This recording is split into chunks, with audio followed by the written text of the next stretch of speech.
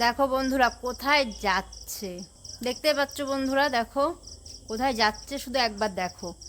দিয়াল বয়ে বয়ে উঠছে, ও আরও ওপরে উঠতে চাইছে। দেখে বুঝতে পারছো এটা কি? এটা হচ্ছে সাপ।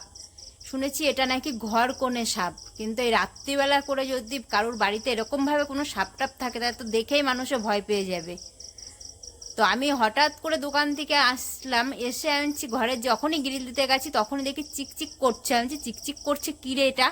তারপরে দেখি দিয়াল সেটে মানে যাচ্ছে।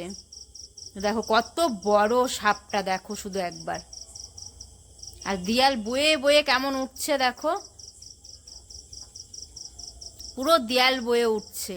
মানে একটু ভয়ও নেই যে আমি লাইট মারছি বা কিছু বা ভিডিও করছি। দেখো ওর মতো উঠেই যাচ্ছে, বা কিন্তু আমি এখানে দাঁড়িয়ে কথাও বলছি, সেটাও দেখো। বড়টা দেখো কত বড়। তাহলে এই যদি ঘরে এরকমভাবে থাকে, হ্যাঁ শুনেছি এ নাকি কামড়ায় না, কিন্তু তবু তো মানুষের ভয় লাগেই। আর সব থেকে বড় কথা, সাপ জিনিস শুনলে পরেই সবাই ভয় পায়। কিন্তু দেখো আমি বাড়িতে এখন আমি একা একাই রয়েছি, তো এই দেখে আনছি না তাহলে একটা ভিডিও করে নিই, সেই কারণে কিন্তু মোবাইলটা নিয়ে আমি ক্যামেরাটা অন করলাম।